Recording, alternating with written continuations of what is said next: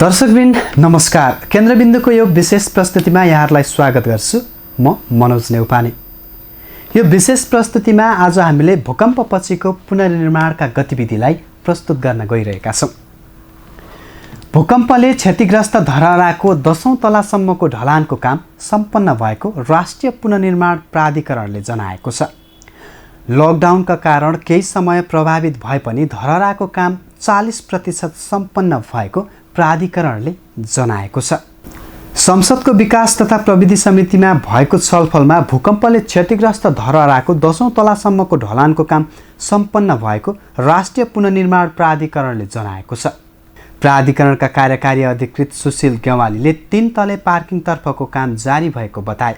निर्माण स्थलभित्र रहेका गोस्वारा हुला कार्यालय, नेपाल राष्ट्र बैङ्कको टक्सार महाशाखा र कर्मचारी सञ्चय कोष स्थानान्तरण गरी सञ्चय कोष भवनको केही भाग भत्काउने काम जारी रहेको अधिकृत गेवालीले बताए।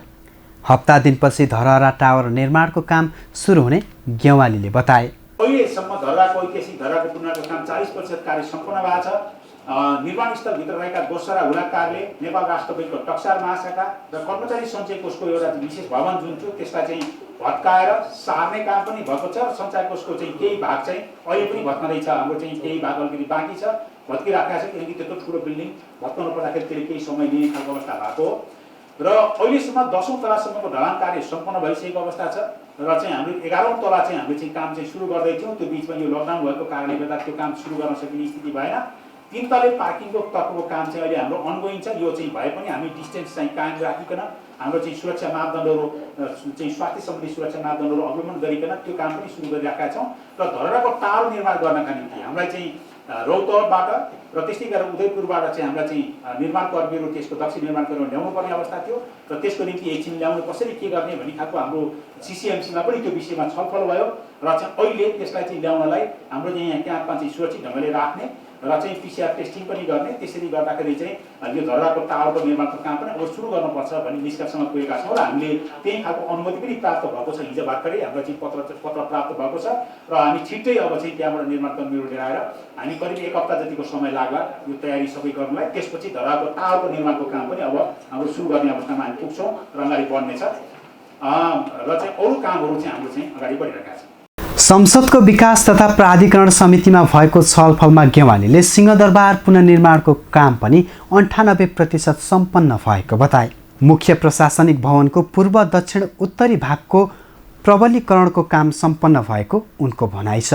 पश्चिम भागको प्रबलीकरणको काम 25% सम्पन्न भएको र ढिलोमा तिहारसम्म प्रधानमन्त्री तथा मन्त्री परिषद कार्यालय प्रशासनिक भवनमा सार्ने योजनाका साथ काम भइरहेको गेवालीले बताए। सम्भव भएसम्म हामी दसैँ र तिहारको चाहिँ सन्दर्भ पारेर प्रधानमन्त्री कार्यालय सार्ने खालको लक्ष्यका साथ काम हामी अगाडि बढाइराखेको कुरा हामीहरूलाई अवगत गराउन चाहन्छु। भूकम्पले क्षति पुर्याएको रानीपोखरीको मन्दिर र सौन्दर्यीकरण बाहेकको पुनर्निर्माणको काम पनि सम्पन्न भएको छ। बालगोपालेश्वर मन्दिरको 50% काम सम्पन्न भएको छ।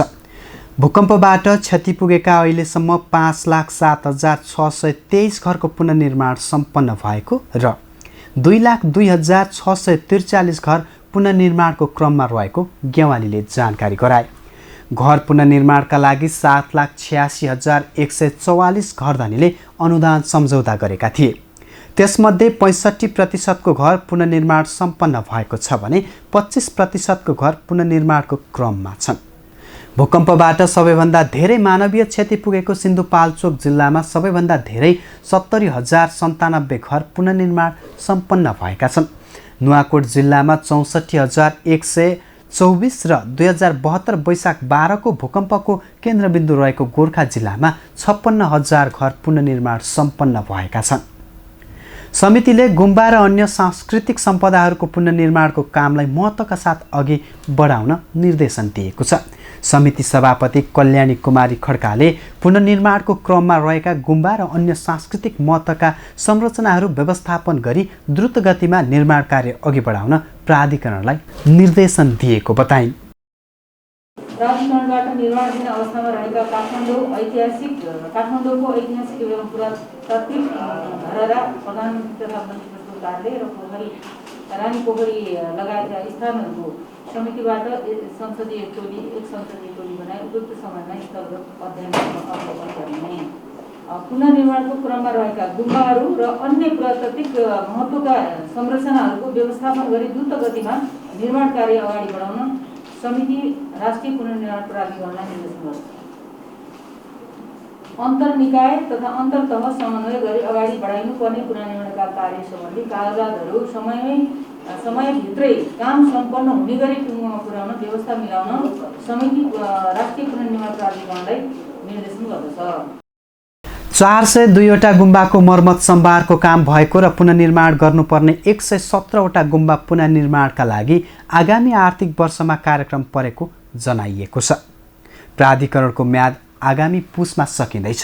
भूकम्पबाट प्रभावित संरचनाहरूको पुनर्निर्माण सम्बन्धी ऐन 2072मा नेपाल सरकारले आवश्यक ठानेमा 1 वर्ष थप्न सक्ने प्रावधान रहेको छ।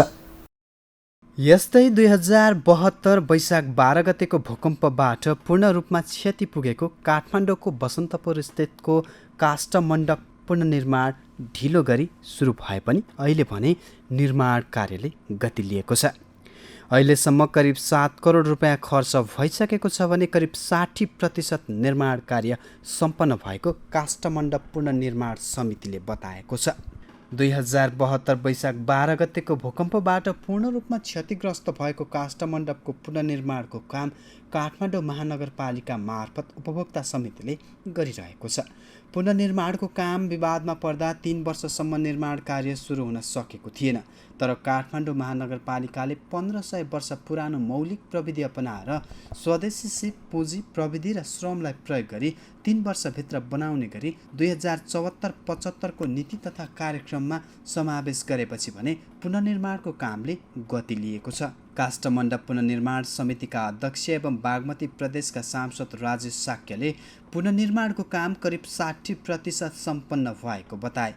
काष्ठमण्डपको पहिलो तलाको काम सम्पन्न भई दोस्रो तलाको काम भइरहेकाले 60% काम सम्पन्न भएको अनुमान गरिएको उनको भनाइ छ।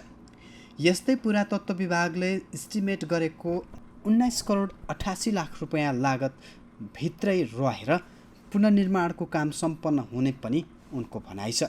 अहिलेसम्म काठमाडौँ महानगरपालिकाले झन्डै 10 करोड 50 लाख रुपियाँ अनुदानबाट पाएको र करिब 7 करोड रुपियाँ खर्च भइसकेको जानकारी उनले दिए।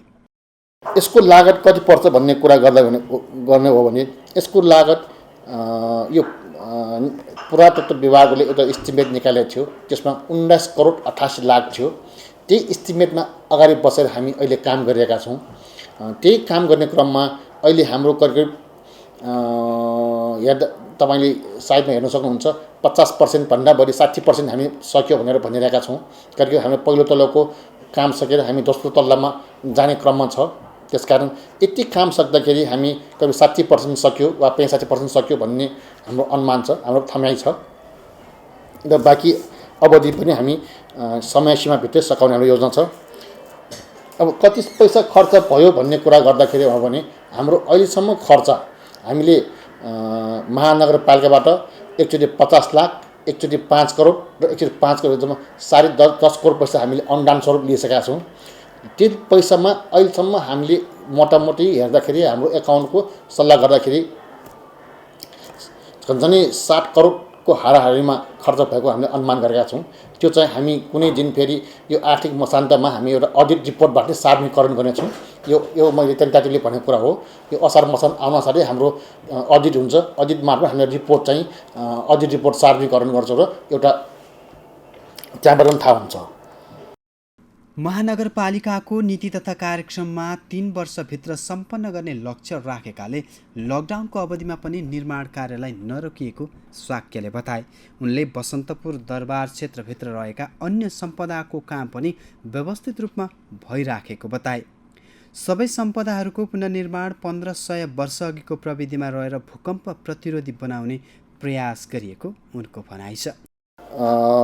पुनर्निर्माणको प्रगति कस्तो छ भन्दाखेरि हामीले यस काष्ठ निर्माणको पुनर्निर्माण हामीले जसरी नेपाल सरकारलाई हामीले नीति तथा 74-75 नीति तथा कार्यक्रममा हामीले 3 वर्ष समय दिएका थिए, त्यो अनुरूप हाम्रो 3 वर्षको यो समय बनाउन टार्गेट थियो। त्यो 3 वर्षमा जुन हामीले टार्गेट दिएको थिए त्यही टार्गेट अनुसार हामीले अहिले हाम्रो प्रगति व्यवस्थित रूपमा भइरहेको हामीले अनुभव भएका छन्। त्यसकारण हामीले लकडाउनको अवधि पनि वास नगरिकन हामीले नियमित काम सञ्चालन गरिरहेको र त्यही टार्गेटमा पुरा गर्न हामी प्रयत्नरत भनेर र समयमा हुन्छ भनेर मलाई विश्वास छ। आजभन्दा हामी त्यो काष्ठ मण्डप पनि करिब 1500 वर्ष अगाडि बनेको हो। किनभने 1500 वर्ष अगाडिको प्रविधि हामी यस्तो बनाउन सफल भएको काष्ठ भयो। त्यसकारण त्यो प्रविधि अहिले हेर्दाखेरि हामीले भन्नै पर्छ त्यति बेलाका हामीले अमेरिका भन्ने देश कता थियो, युरोप कता थियो, त्यो देश कता हुँदा पनि हामी यति सबल सक्षम बन्न भएको क्षमतावान भएको देश हो। त्यसकारण हामीले त्यसलाई ध्यान दिएर हाम्रो पहिला 7औं शताब्दीमा जुन प्रविधिले बनेको हो त्यही नै प्रविधि अपनाउँदै प्रविधिलाई जोगाउँदै हामीले आफ्नै स्वदेशी सिप, पुँजी, प्रविधि, श्रम र सामग्री नै प्रयोग गरेर हामीले काष्ठ बनाएका छौँ। सबैभन्दा गर्वको कुरा हामीले यति छ। अहिले हामी यत्तिकै विकसित भए तापनि हामीले आफ्नो श्रम र सिपलाई हामी प्रयोग गर्दै स्वदेशी नै वस्तु नै स्वदेशी पुँजी प्रयोग गरेका छौँ। त्यसकारण हामी पहिलाको जस्ता छ त्यस्तै नै बनाउन खोजेका छौँ। त्योभन्दा अलि सबलीकरण त्यही मेटेरियलले अलि केही सबलीकरण गरेका छौँ। त्यस भूकम्पको प्रतिरोध क्षमता अझ बढी होस् भनेर यसरी गरेका छौँ भने काष्ठ मण्डप पुनर्निर्माणका लागि चाहिने थाम ढुङ्गा सबै व्यवस्थापन गरी तयार भइसकेको पनि उनले जानकारी दिए। पहिलो तलामा 96वटा थामको प्रयोग गरिएको छ। उपभोक्ता समितिले नै पुनर्निर्माणको काम गरिराखेकाले स्थानीयबाट कुनै अवरोध नभएको पनि शाक्यले बताए।